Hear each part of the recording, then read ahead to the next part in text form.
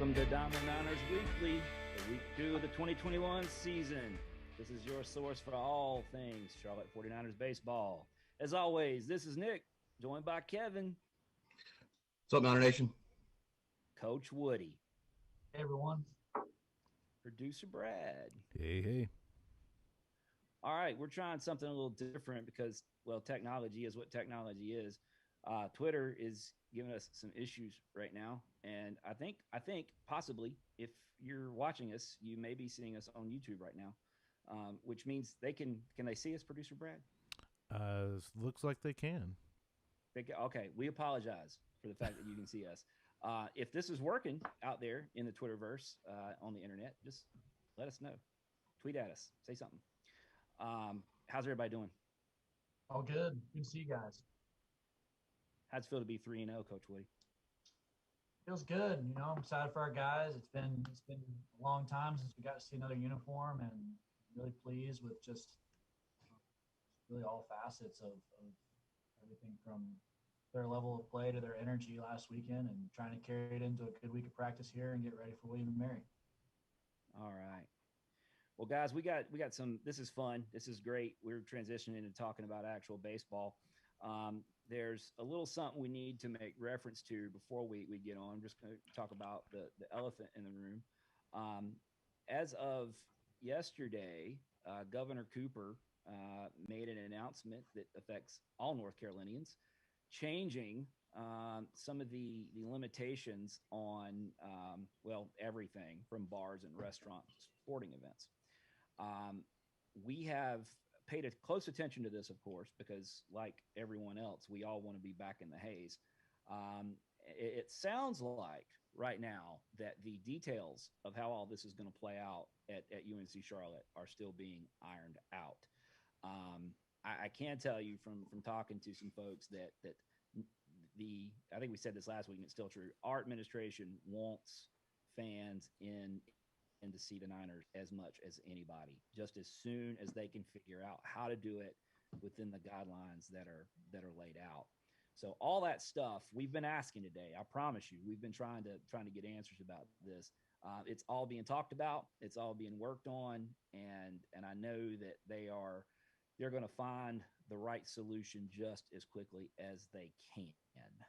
You think that about sums it up, Coach Woody? Yeah, no, I think you said it perfect. I mean,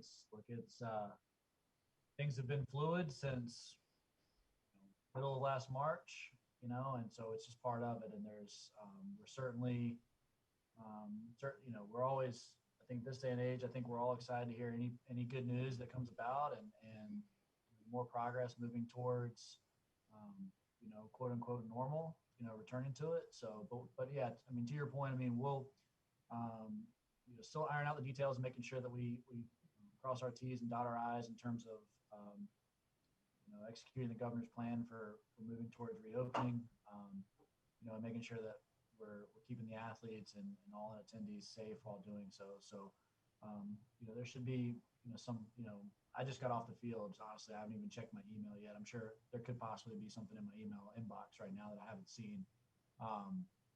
So as soon as there's anything on the baseball side, we'll certainly let our fan base know and what that looks like. We're heading in the right direction, though, Kevin. We are. I got a feeling we'll be fans in the haze soon. Yeah, we're on the road back. That's the thing. That's what feels so great. How'd it feel good for you, Coach, getting back on the field after the way everything and that well-documented ending to last season? But we get back on the field last weekend. You get the sweep over Morehead State, really in convincing fashion. 12-4 on Friday, 18-3 on Saturday, and then grind out a 4-2 victory on Sunday. What'd you see from your team? What'd you come away with? Well, I mean, I was just they seemed ready to go. I mean, that's that. If there was any question as to, are we ready or we're not ready yet, they seemed really ready to go. So, I thought they came out of the gate. They played really well in all facets, and like you said, we had a really good test on Sunday. thought it was a really great credit to our guys for showing up on Saturday and Sunday with the mindset that runs don't carry over from the previous day, and it's a fresh start each and every day, just like it will be this weekend. And you've got to show up with the same, if not even more so, cutthroat, mindset because, um, I mean, each and every game that went by last weekend, you could feel Morehead State's competitiveness, and they were bringing it. So give our guys credit for matching that. I really give them credit, Morehead State. For those of you that don't know, they squeezed in an extra game on the trip after losing 18-3 on Saturday. They traveled to Davidson, where what was it? Was it 16-8? I think they lost to Davidson, but anyway, they played another game after ours, and quite frankly, I mean, I wasn't really. I'm not saying this, but I'm thinking, right, that man, they've taken 2 beatings, and then they go to Davidson, and they play another tough game on Saturday night. Sunday, they're going to be tired. Those guys, where are they going to be at on Sunday? And they came back and they fought. I mean, they really played their best game on Sunday. So credit to them for having that kind of grit. Yeah, I mean, Coach Aoki, he's a long time.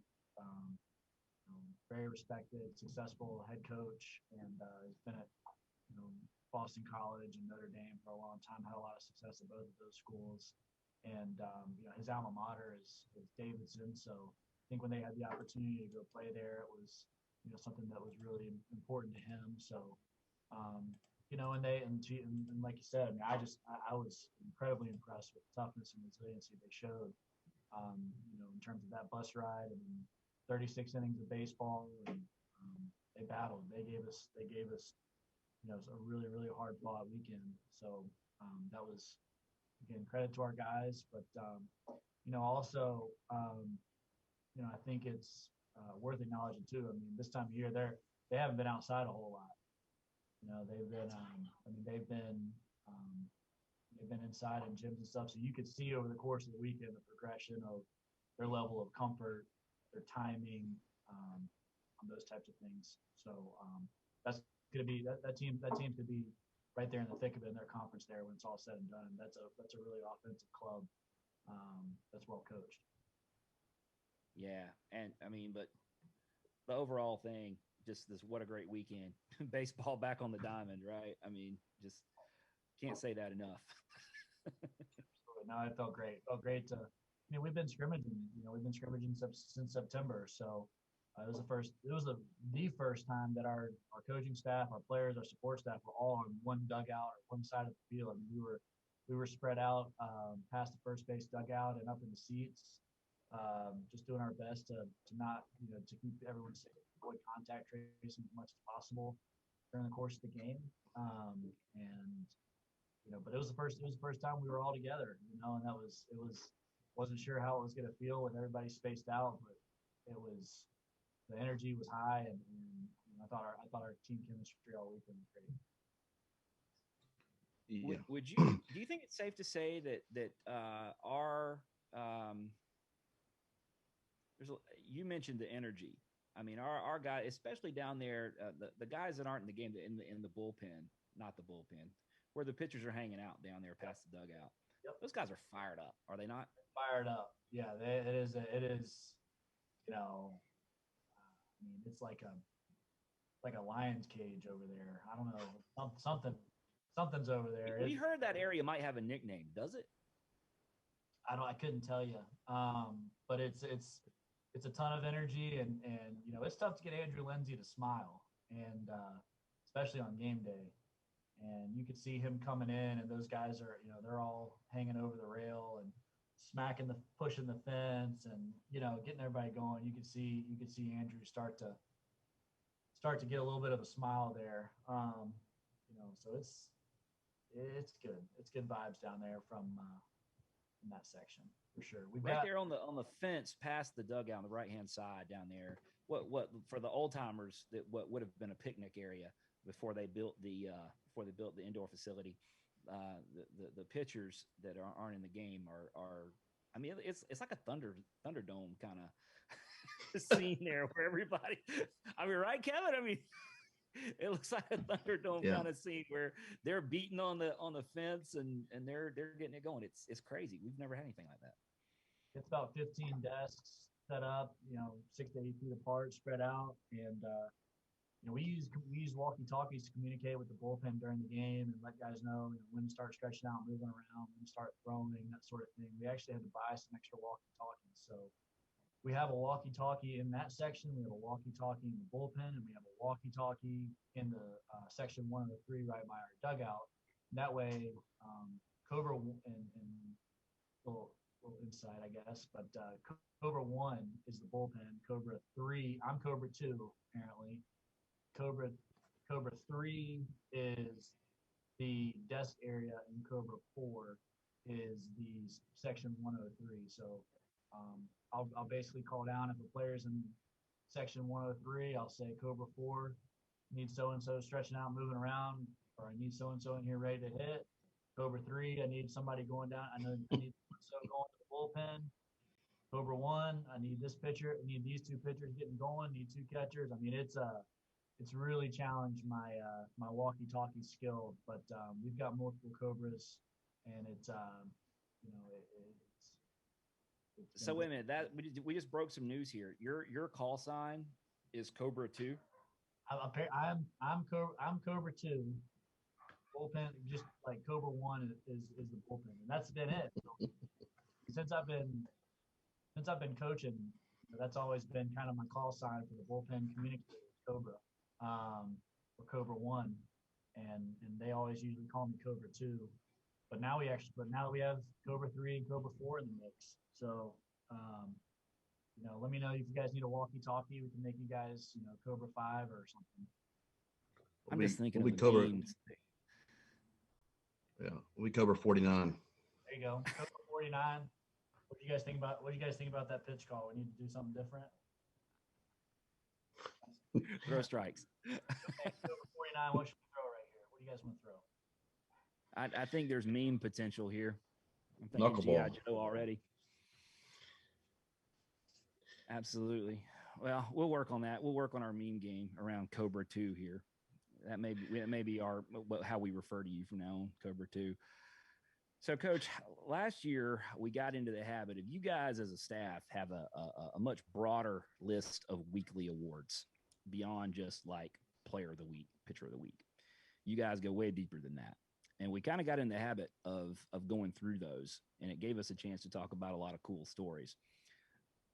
Let's keep that going and work through what you guys did as a coaching staff and the awards that you handed out based on last weekend's performances. Yeah, no, every week we've got about 6 or 7 categories that we try to really like.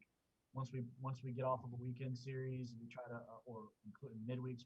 We start a new week. We like to acknowledge the individuals or the groups of parts of the team that we felt like really were worthy of acknowledgement. We pride ourselves on pitching and defense, so we usually start with the defender of the week and kind of work our way there through different categories. So, if we just want to roll through those, I'll lead off. Our defender of the week this past week was Aaron McKeithen. He caught 25 of 27 innings. I think our pitching staff punched out 45 in 27 innings, and there was only one stolen base allowed. So, the other side of things too, now that we have TrackMan in our stadium, we're able to kind of go back and get some information on some, post-game player performance and that type of thing. And one thing that really stood out to us was that Aaron actually had 33 pitches that were quote-unquote balls or outside of the strike zone that we got called strikes. So it's about 11 a game outside of the strike zone box, which that he enabled our pitching staff to be in. So that was pretty really credible to see, and thought he just did a tremendous job behind the plate for us. Yeah, and you mentioned he threw one guy out this week. One. Okay. Yep, so That was a real area of emphasis too over the offseason. I know for you guys. Yeah, on pitchers, catchers, defense, everybody. It was one of the most one of the biggest team focuses for us to improve upon was that phase of the game. If everything gets a little bit better and that gets a lot better, then good things can happen. So felt like Aaron's really he did a tremendous job for us this past weekend. And Jacob Whitley got in there and caught some as well, and I thought he did a great job. And he's a tremendous worker. So Keuchel wasn't back there this past weekend. He played right, but I thought both of our catchers, but Aaron in particular, I thought he did a great job. Yeah, I thought overall this weekend we played very clean defensively, and that translated to the 3 wins in the scoreboard. So, like you said, if you pitch and play defense, you're going to win a lot of games. So we definitely did that this weekend. Great segue into pitcher of the week. Nick and I, in our old days, we would do pitcher of the week and hitter of the week. So we'll jump in and mention our starting pitcher of the week and see if it matches up with what you got. It probably will. We ended up going with Andrew Lindsay as our starting pitcher of the week. Made his debut on Friday. I think he struck out 6 in 6 innings. I think he had a perfect game going through 5 innings, and allowed the 1 hit in the 6th. But I'm wondering, did you take him out or did you leave that to Coach Miney, like you mentioned our previous show? Yeah, I mean that was my decision, but it's both. I mean, it's Coach Miney and I. Anything involving pitching, it's definitely the 2 of us, along with the whole staff. Our whole staff's involved in pitching decisions as well. But anything involving pitching, certainly Coach Miney and I for sure. And it's a long season. And So did we get that one right? Well, yeah, Andrew was our starting pitcher of the week, and it was tough this week. But, he was our starting pitcher of the week. Well, you said last week. So we're doing better on that, Kevin, than we did on our lineup. Well, you're good. I know, Coach, you said last week he was a fierce competitor, and you were regretting, or you were dreading having to be the one to take him out of a game. So I was when he was going along in there in the 5th inning, I was wondering what was going to happen in the 6th. But yeah, he had a great first performance as a Niner, and got the W for us. Yeah, he was outstanding. He was just fun to watch, and I think our defense, our team really feeds off of the energy that he brings when he leads the weekend off for us on the mound, and I think the other guys can watch him and say, like, that's how it's done, and that's what I'm going to do my turn. So he's a good tone setter for sure. So what else you guys got awards wise? Awards wise, on the pitching side, our whip, our walks and hits per innings pitched was also Andrew. I mean, when you don't walk anybody and you give up 1 hit and you throw 6 innings, you're probably going to be a good candidate for winning that award. So Andrew won that award as well. And then on the pitching side too, we gave our reliever of the week. We actually went to 2 individuals. The first one was Colton Stravinsky, who made 2 appearances, and his first appearance was really short. I think he threw 6 or 7 pitches, and he came back the next day into a bases loaded jam and got a big 2-out ground ball, followed by 2 innings after that to hold the lead there on Sunday. So he was our first reliever of the week, and that was just outstanding to see him compete. And then Matt Brooks was the other reliever of the week, as he came in and made his first appearance in almost 2 years, and was just outstanding. I mean, I think he threw 2 innings. He punched out 5 of the 6 outs he recorded, and he attacked hitters with tempo and pace, and it was somewhat of a goosebump moment, I think, for a lot of people, certainly our coaching staff. And the neat thing is, like, it's certainly a feel good story, but he's rebuilt himself back into something special, and he's going to be a guy for us on the mound, and whatever role that is, and it just couldn't happen to a better person. And the way he came in, I mean, that first inning of his, I mean, he was just dominant. I mean, he came in just striking guys out. It was fantastic. Yep, it was awesome. So those are our pitching awards. We mentioned our defender. of the week. Our 2 position player awards, our quality of bat leader. We have a point system. To no surprise, it was Craig Keuchel and Austin Knight. Are hitting down there all the way down there to 5 to 8 hole, just doing all that kind of damage. But they just had a tremendous weekend. I mean, Craig also made plays in right. Austin made some great plays at third. We don't win that game on Sunday if Austin doesn't have that swing of the bat there for the 3-run home run. I mean, it was just really, really, really fun to watch, and great start. It was a great start for them, so I was excited for them. So they both, they both took our quality of bat leader of the week at 22 points each, and then they were also our co-position players of the week. So, they just got off to a really hot start. We're going to try to, see if everybody else can just hit like that, and we'll be all right.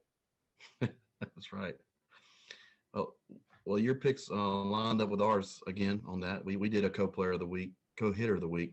So we did Austin Knight and Keuchel. They put up some big numbers. There were a lot of others to choose from as well. So it's good when you have a lot of top performers for the week to choose from. So we had on the pitching side and on the offensive side. So like you said in the post game that you're not relying on one person to carry the load. You disperse it throughout the whole lineup. So I think everybody got in on the action. Even guys brought off the bench, made some key at bats and key defensive plays. So we couldn't really ask for a better weekend as far as a team weekend, as far as getting 3 wins. I think everybody contributed that played.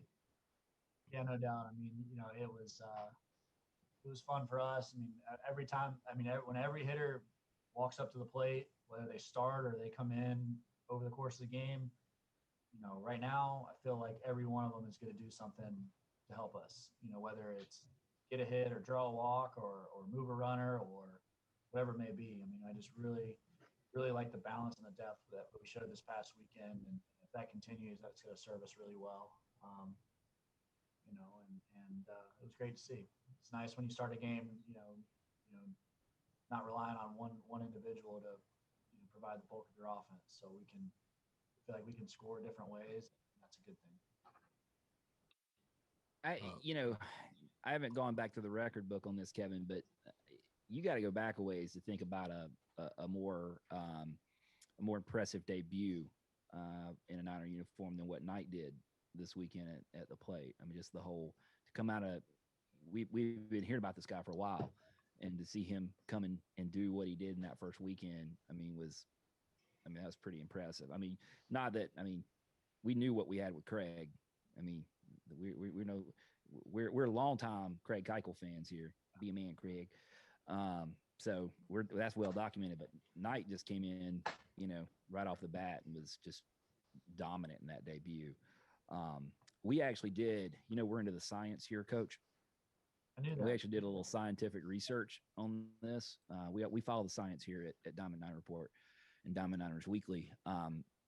We have it on good authority that after that big performance on Saturday, that Knight had steak for dinner, and Friday night he had steak. Saturday night he had a hamburger.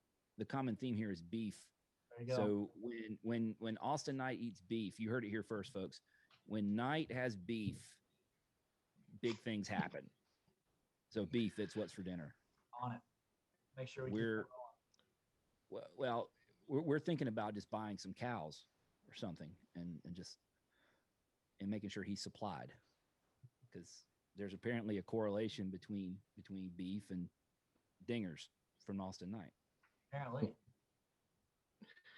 Coach, another good story from the weekend, speaking of relievers, Sam Grace, you mentioned on Twitter that almost a year from his knee injury, he comes out and closes out our weekend as he got our only save of the week, and their only save opportunity. Can you tell us a little bit about his story? Yeah, no, I mean, Sam's a great story. I think he's been training at P3 in St. Louis since he was 15 years old. So He knows Coach Miney and Coach McKibben with us for a long time, even longer than we've known them. And we obviously recruit Sam out of Jeffco in Missouri, and just a really talented junior college program. And I think he's a year ago to the appearance this weekend. He was going to field a ground ball or cover a right side, and he hurt his knee really badly, and it required surgery. So, it's really incredible. It's really incredible for him to have gone through that and then have the surgery to train and rebuild himself back up. As fast he hit off all with us with an L screen in front of him, just because we wanted to be cautious of any type of comebackers, and we want to remind him to not go cover. But I mean, he pitched all fall for us. I mean, he was up to, I think he was up to 95 in his first bullpen here with us in September. I mean, you think about that, it's like 5 months post-op. He's back up to 95 with, post knee surgery. It's just incredible. And you can only do that with really tremendous doctors and tremendous physicians and physical therapists and strength coaches and people around you and work ethic. I mean, he lived and he breathed his rehab, and it's not glamorous. I mean, that's when guys go through a rehab process, it's a lot of, I won't call it lonely, but it's you can be on an island at times when you're rehabbing. And so it's just all the credit in the world to him for coming back and as he has. And he's only, each time he's out there, we know he's just going to be more and more comfortable. So, to come in and slam the door like that on the weekend was certainly great to see. I'm excited for him. Yeah, and I think you guys you had the leadership effort attitude award to talk about as well. Yeah, we gave it to the peanut gallery down the first base side. The peanut gallery down the first base side. I mean, they're creating their own energy. They're creating their own electricity that, with us not having fans, and we kind of have to self-create it. And to those guys' credit, they did. And, I mean, I'll say this, Ryan Chanskowski, he's front and center right there in the thick of it. He's there. And then, he gets, he's pulling, couldn't be the best, couldn't be a better teammate or a better leader for everybody, and then gets in the game there in the ninth inning on Saturday and gives up a seeing eye double down to left field, and you kind of see him just kind of do one of these, and then he goes strikeout to end the game. And I mean, just, you could just feel the energy from all those guys down that side, because it's just it's a really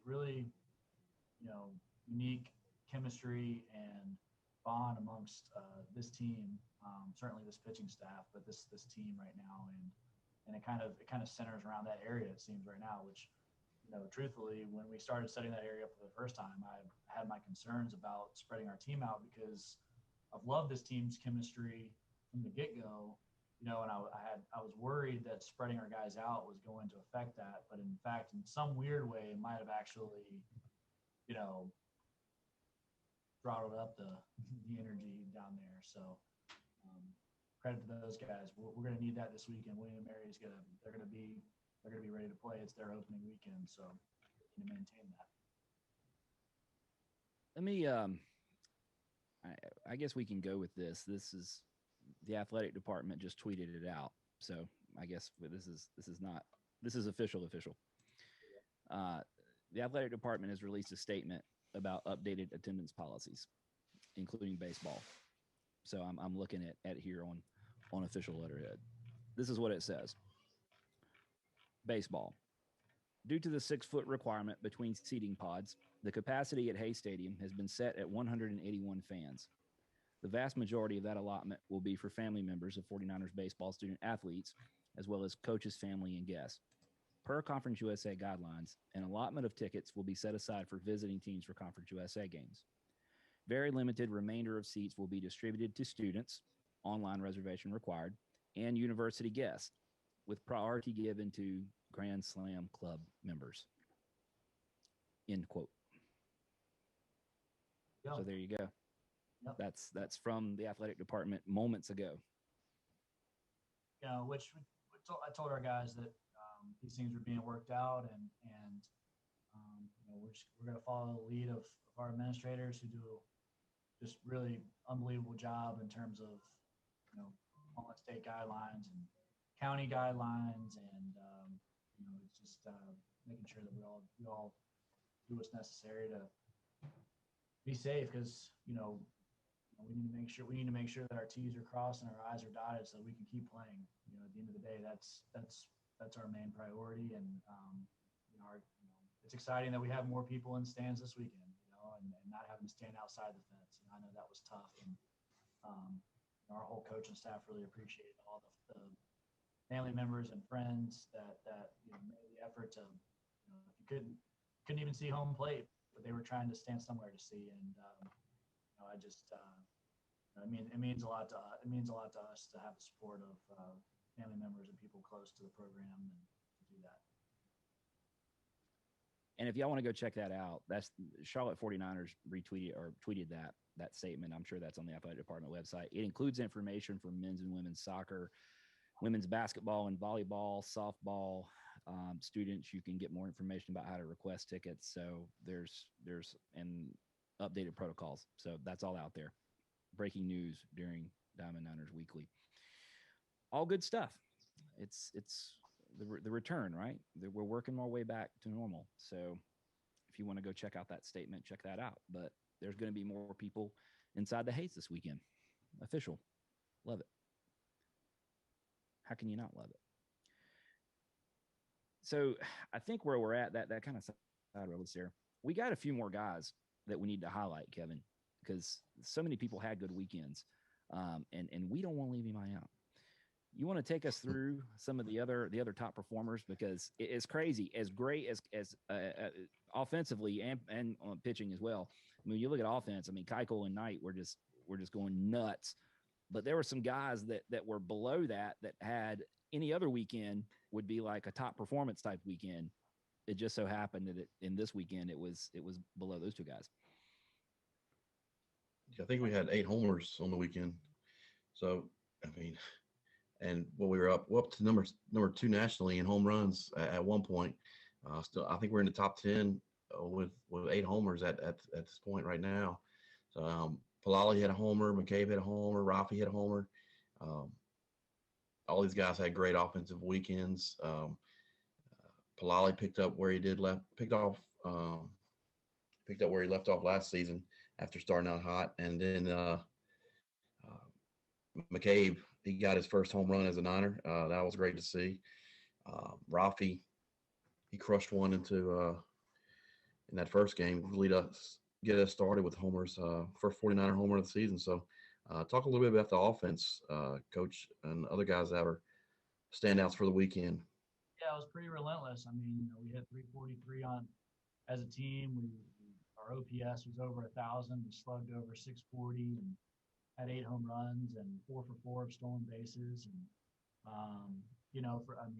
I will say, I think if you said the thing that if we need to continue to do a better job on would be, just to take out of the zone, chasing a little bit more than we wanted to with 29 punch outs. We walked 14 times. We want to be a little bit closer to 1-1. So if we could turn 6 of those walks into, or 6 of those punch outs into walks and be more around that like 23-20 range, after the weekend, probably chased a little bit more, but again, that just comes with some excitement and some eagerness, especially when, they seem to be seeing the ball well. So they're up there looking to hit.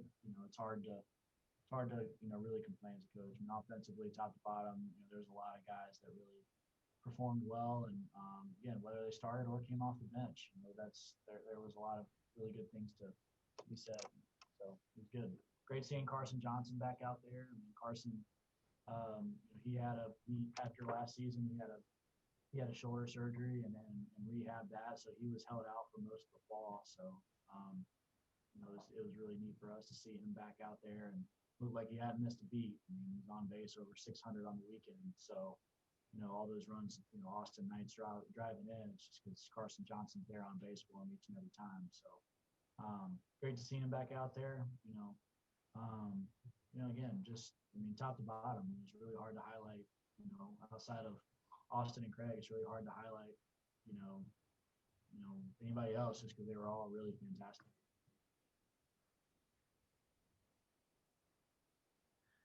And then, when you look at, which by the way, we can count on that kind of offensive performance going forward, right, Coach? You're committing to that right now. 1,000 OPS. Niners fans should expect that each and every game. Hey, you know what? That'll work. Switching back over to the pitching, we highlighted Andrew Lindsey, but Christian Lothus, it was good to this was really Lothus was dealing with some injury issues when we saw him last year. So this was like his first chance to really get out there and as a Niner starter and have a full go at it. And we saw Bryce McGowan, who came out and did Bryce McGowan type things, throwing fire. I know he hit 96 at one point. I don't know if he got him on the gun any higher than that, but definitely saw 96. Yeah, we had him up to 97. But great to see both those guys.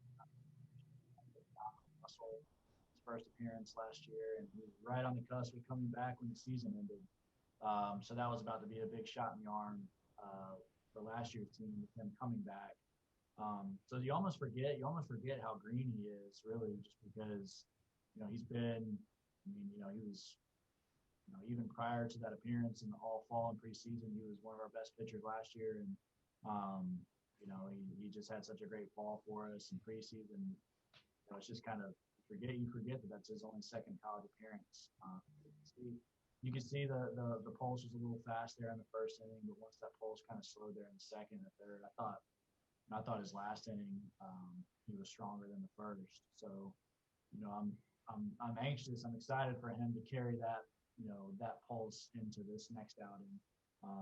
I think he's just, each time he's going to be out there, he's going to be more comfortable.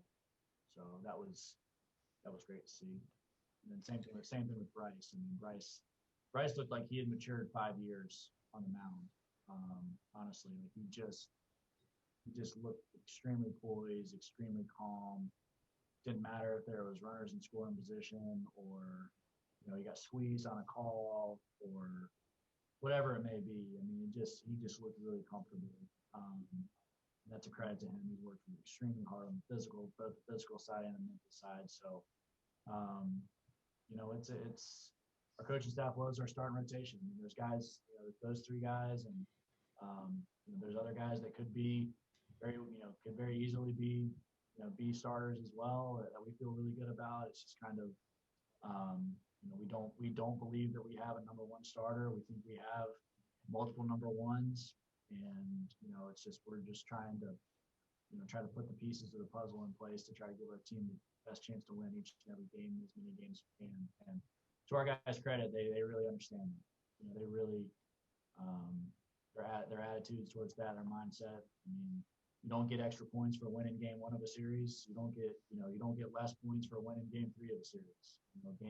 They're worth the same.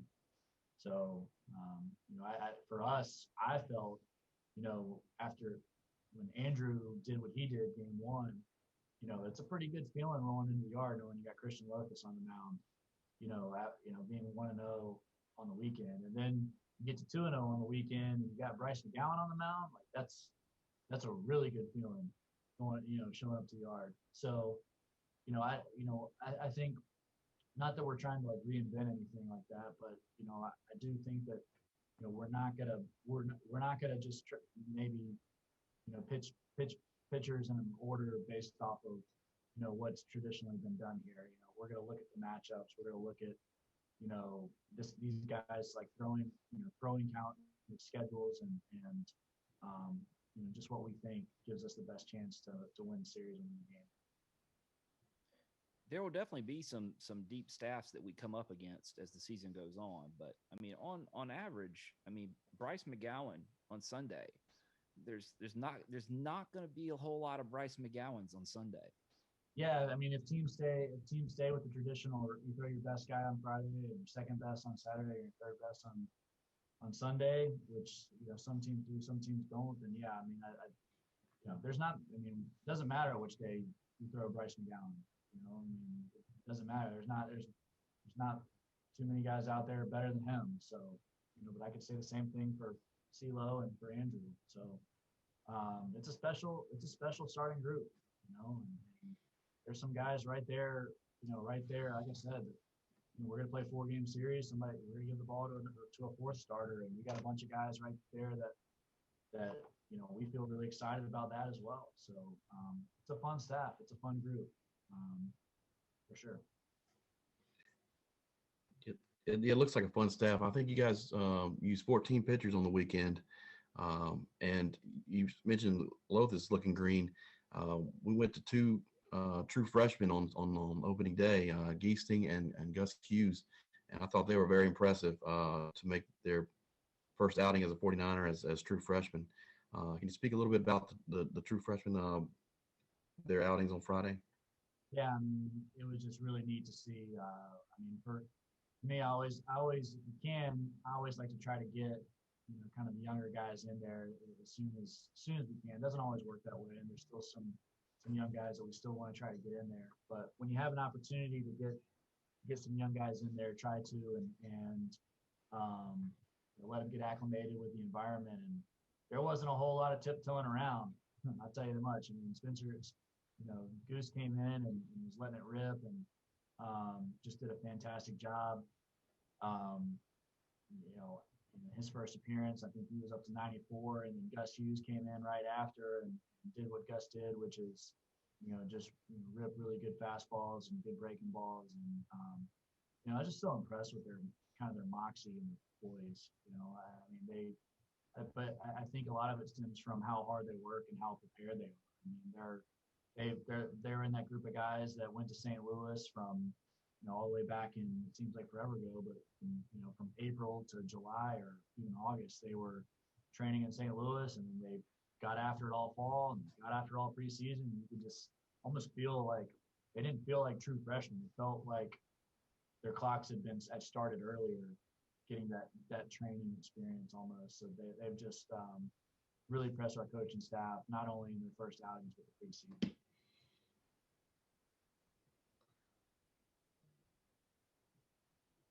So is that, I mean, the situation on Friday, I mean, is that a conscious decision on your part? You're in a good spot. Let's get these guys their first appearance on the mound they're going to put enough pressure on themselves, their first college appearance. But I mean, it was relatively low due to the offensive output. It's relatively low pressure situation for those guys. Yeah, no, we thought it was a great opportunity for them to get in, and because that first appearance, you're whether it's a 12-run game or it's a 1-run game, your pulse is going to be so elevated, and your adrenaline. And we talk about that stuff. And our guys, they have the ability to calm themselves when they need to, and some guys don't. And some guys pitch better with that. So we talk about that too. Like, if you're that guy that pitches with a high pulse, like, you throw well with the high pulse, get your pulse to where it needs to get. If you're a guy that pitches better with a low pulse, then have the ability to get there. And I thought those guys did a tremendous job. And yeah, I think anytime, you can get young guys in the game sooner the better, and just kind of let them get acclimated and build some confidence. I thought they did that. They did a tremendous job. Yes, they did. Coach, after a 3-0 weekend, we got a little national recognition this weekend. I know D1 Baseball gave us a little bit of love. Craig Keuchel and Lindsey were listed among the top performers on Friday night, and Palali were listed among top performers from Saturday, and McGowan was listed on top performers from Sunday. And then earlier in the week, we were receiving votes in the NCBWA poll as far as others receiving votes. Nice to see the national recognition starting. You want to give a few words about the national recognition? No, I mean, it's for us.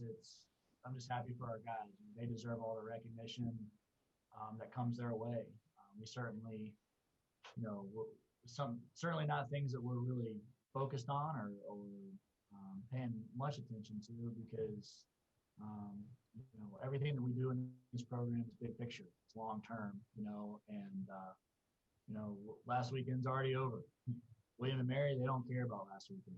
So, we're already on to this weekend. I'm not trying to be Bill Belichick, but certainly not. But it's we move on. We're moving on to this week, and we have high aspirations for this program. It's always been high here, but we have high aspirations here in terms of the environments and the games that we want to be playing in, and things we want to be going after. So that's certainly nice, but we still have much bigger. We have a lot more, bigger things in front of us that we feel. We just got to keep doing. We've got to keep the blinders on and keep working like we are. All right, Coach. It's time for Ask Coach Woody. What you got? So this week's question comes from, about everybody. Okay. Yeah, this has been a popular source of conversation. So I'm going to be curious to see your take on it. So it's a trend in college baseball right now to relay sign information with numbers rather than the hand signals that you see going on. This has led to players wearing these number cards, either on their wrist or more predominantly like on their belt buckles, which works for Craig because he's from Texas. So wearing something on a belt buckle just fits right in. Can you talk a little bit about how the Niners have adopted that calling system and say a little bit about how you guys are utilizing that? Because it does seem last season, I think we saw one team came in the Hayes doing it. Who was that, Kevin? Was that VCU was utilizing VCU that? early, now, VCU. Yeah, VCU early season was using that. And now, and I'm sure there are many different variations of the system, but that seems to be a bigger thing now. And you're seeing it because these guys are wearing info sheets on them. Yeah, no. So like on the pitching side, you'll see our pitcher and catcher have a wrist card that'll pretty much sync up, and Coach Maya and I work together on kind of our system. In our system, we have 6 or 7 zones. So whatever, each of those zones is a different area where we want to try to throw the pitch, whether it's middle or glove side, arm side, above the zone, below the zone, extended away, extended in, whatever those zones are. There's 6 or 7 of them. But then, and then you've got pitch types, right? So F is 4 seam, and 2 is 2, T is 2 seam, and there's various other letters depending on the pitch type or that we want to have. And so basically you can just call a number that syncs to the grid. Very easy to find. There'll be, if the number starts with 0, it's on this part of the grid. 1, this part of the grid. It starts with 2, it's on this part of the grid. So they know exactly where to go find it with their eyes, and then they can see in that really small square the first letter that signifies the pitch, and then the location or zone that Coach Maya and I have put together, so that they know the pitch type and the zone that we're trying to look to throw it to, and everybody's on the same page, and we don't repeat numbers, and we change cards out. So virtually impossible for the other team to know what's coming or happening there on the pitching side. Is that ultimately what it's about, security? Yeah, I mean, there's so much video. There's so much video now. I mean, I can pull up a William and Mary hitter right now, and I can watch, if he's been in that program for 3 years, I can watch every at bat virtually for the last 3 years consecutively, from most recent to oldest. And teams can do things where they set the they can really pay attention to catcher signs, their touches, their numbers, their sequences, start to make notes, and you get a guy at second base, and the guys can relay. I mean, it's just the way it works. So you can either constantly change the number sign and hope that they don't have them, or you can go with this system that's much more pick proof, and we've just opted to go that as well. We also do it on the offensive side as well. So, our position players, they all have, most of them wear it on their belt buckle as well. It's the same concept in terms of like every number that starts with a 0 is in a column, and every number that starts with a 1 is in a column, and 2 all the way up to I think 6. I think there's 6 total columns. But then the sign that I give them, because Coach Rob and B-Rob and Toby, the three of us kind of have a system in place to where we can actually tell each other what we want to do from around, whether it's I'm obviously not going to give that up, but we have I was gonna say, yeah, do tell. How's that work? we have ways of communicating what we want to do on a certain pitch, or a certain hitter. But at the end of the day, our offensive signs is, a lot of numbers. The numbers that come from me, it could be a physical play, it could be a mental cue or a mantra. It could be nothing. So it doesn't always have to like not every number is a bunt or not every number is a hit and run. It's it could be a mentality. It could be, like one of our numbers is good. Like it's like you just got, I'll give that one a lot when, if there's a pitch that's pretty clearly a ball that gets called a strike against one of our hitters, I'll give them good and just kind of like good, like next pitch. So it's not always a physical sign, and it's something that our coaching staffs work to put together. And it's really simple and straightforward. And knock on wood, we haven't missed a sign yet in 3 games. So. Do Bo and Toby have call signs? Cobra 2? They're not on the walkies, so they don't. I think they need them. I mean, if they're not on the walkies, they just need. I mean, I feel like we need to work on that, Kevin. Old Niner. Everybody calls him the old Niner. Trying to think of. You like Smokey and the Bandit. You had Bandit 1. And Bandit. I mean, that's Toby. I don't know. It's just something to think about. It's the kind of things we think about. Well, I think what has got that what's got that on everybody's radar as far as the numbers is there has been a lot more usage of them. And when you tune in and watch, which there's been a ton of college baseball on TV, by the way, college baseball fans, if you don't have ESPN Plus, it's worth it. I mean, there's just been a ton of games on all week, frankly, because of all the delays and weather issues. There's been college baseball on about every night on ESPN Plus.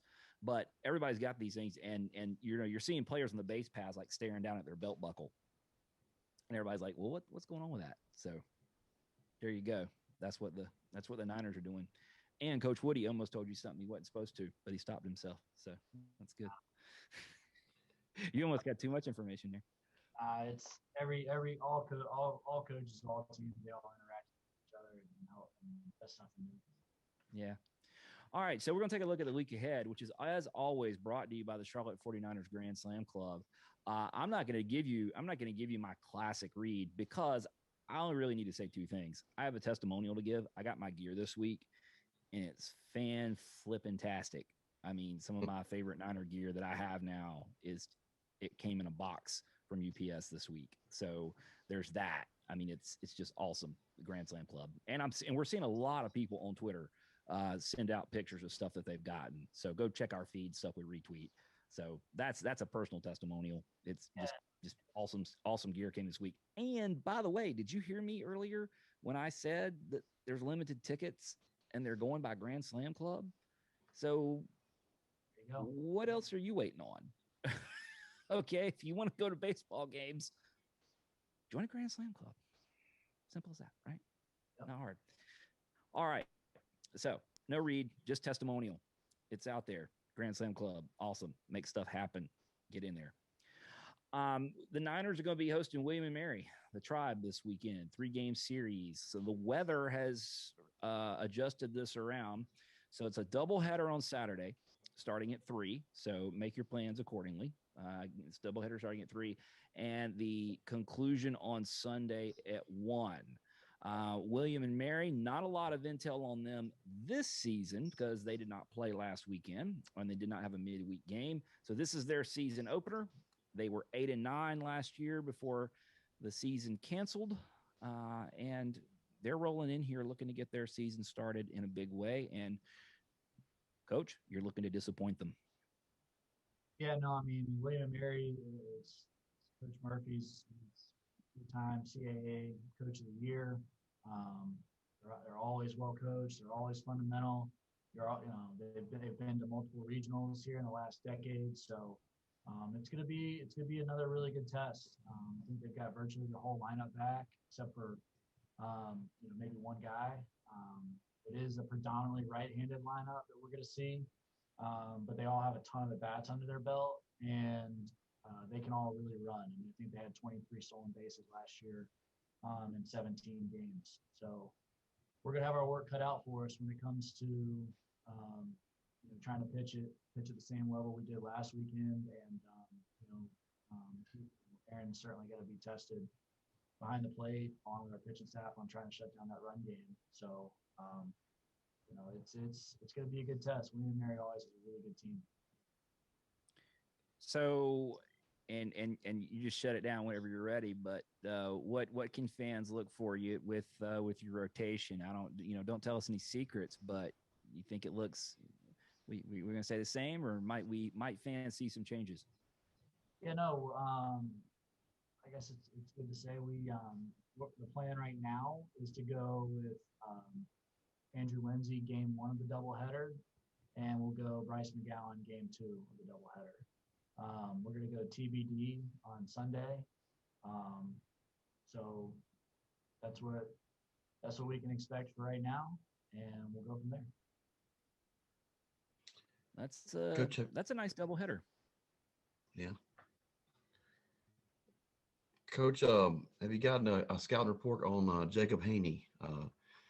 For those who don't know, it's Chris Haney, former Niner legend. His son Jacob is a pitcher for William and Mary, and he's coming to town this weekend. I should have a decent scout report, at least, just being that my mom was Jacob's dad's 3rd grade teacher. My mom taught Chris when he was in the 3rd grade, and then to your point, he went on to be one of the best players in our program's history. I think he played 13 or 14 years in the big leagues, and his dad Larry Haney was in Major League Baseball, I think, for 45 years, and granddad was, it's just the number of years in Major League Baseball the Haney family has is incredible. And he was not only a pitcher for us here at Charlotte, but he was a two-way player too, and he could really hit. I think a lot of people forget that. I have a missed phone call from him. Actually, I've got to call him after we get off of here. So, Chris, if you are listening, I'm going to call you after I get done with the podcast. But back to Jacob. I mean, he's a really good right-handed pitcher. He's got a lot of innings under his belt there at William and Mary, and I'm sure we'll see him at some point here pitching his dad's alma mater, which would be, I'm sure pretty special for all of them. If Jacob throws anything like his old man, I hope he takes the weekend off. Yeah, we'll be in trouble. That was pretty good. He might need some time to study for an upcoming midterm or something. I don't know. I mean, there's got to be something he could do, right?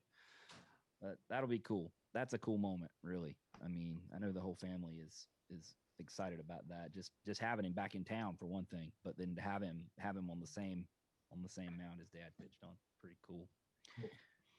So after that, we got that 3-game set. Now we're gonna have our first midweek before we talk again. So next Tuesday, headed to UNCG, going up to Greensboro, 4:00 on Tuesday. They're off to a pretty good start. They were off to a good start last year, but 3-1 on this young season. Yeah, I mean, Coach Billy Godwin's their head coach, a longtime East Carolina head coach and scout for the New York Yankees. So he's one of the best baseball men in North Carolina and certainly in the region. And, so they're always going to be really good. They've got a lot of their hitters back. I think they beat NC State on Friday night, 13. Came back, they were down 7-0 in that game at one point, and then stormed back and ended up winning. Pretty high score game. So yeah, we'll take a closer look at UNCG once we get done with William and Mary, but it's that time of year. I mean, we're in Charlotte, North Carolina. We're in a hotbed of good college baseball. There's not going to be an easy opponent on our schedule. I mean, it's just really high level baseball everywhere you look. And this weekend with William and Mary, and next week with UNCG and Western Carolina is no different. Did you happen to see any video from that UNCG State game, particularly the ending? Which part? Which part of it? The guy they brought in to close it out, the pitcher, when he got the final out, the strut that he employed off the mound on the way to the dugout. I thought he was going to hurt himself. Frankly,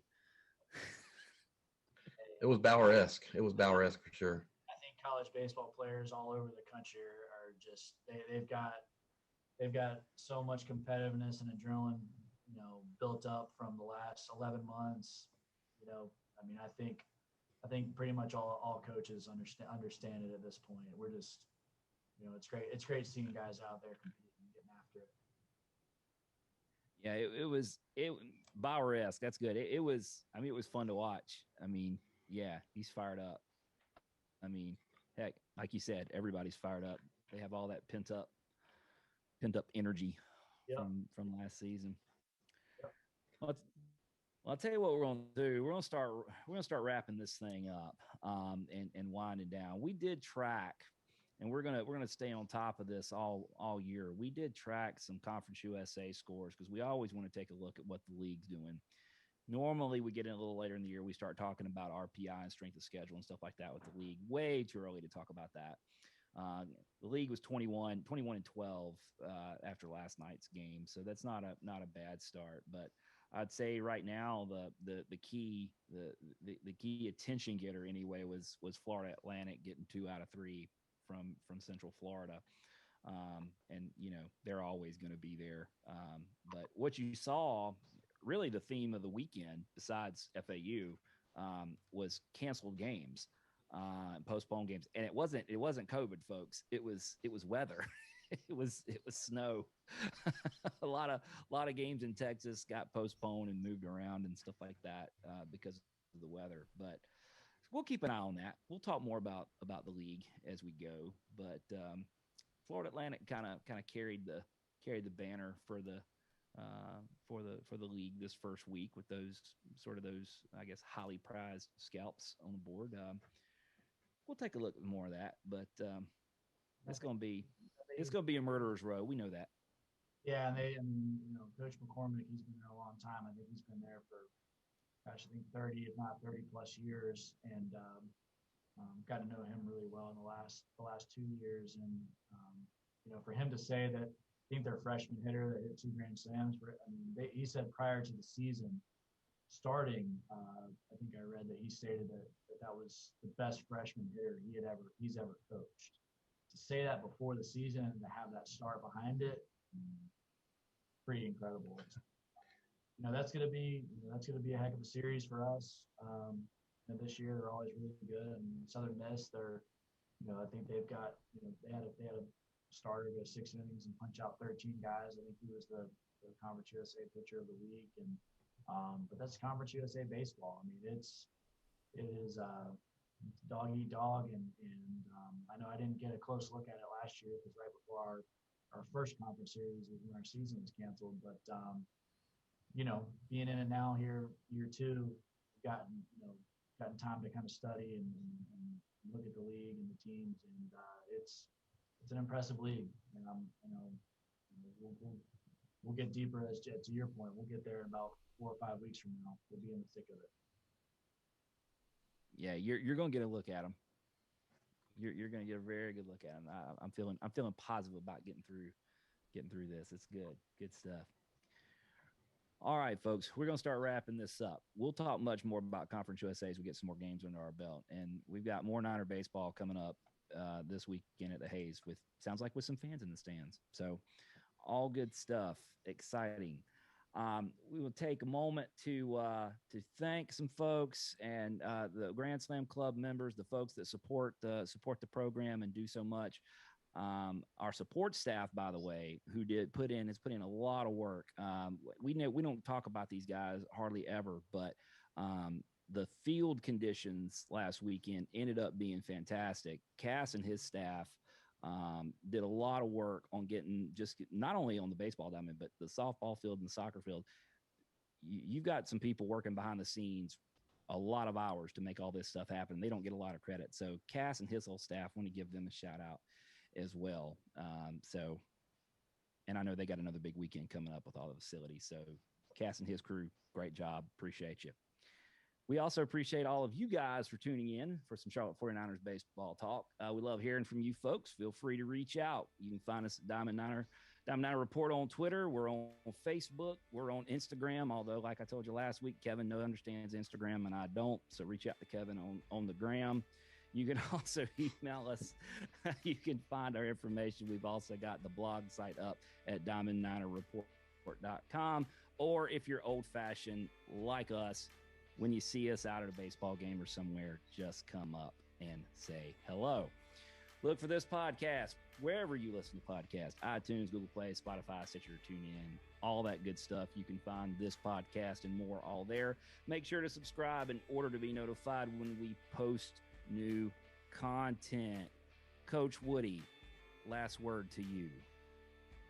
No, I just to all the friends and family members, people close to the program. Just again, I can't thank everybody enough for all the support behind the scenes and being as patient and as flexible as everyone has been. I can assure you that it is translated to our players. And they have been incredibly patient and incredibly flexible as well with everything that they have to go through on a daily basis to ensure that we get to play. So I just thank everybody listening that's really close to our program for all of your support, and I'm looking forward to seeing as many as possible at the stadium here this weekend and moving forward. All right, we're getting ready to put another week of Niner baseball in the books. Could not be more excited. Let's get this thing going. I'm Nick. For Kevin, producer Brad, Coach Woody, this has been Diamond Niners Weekly. And, hey, it sounds like at some point in the very near future, we're going to be seeing you at the Hayes. Yeah.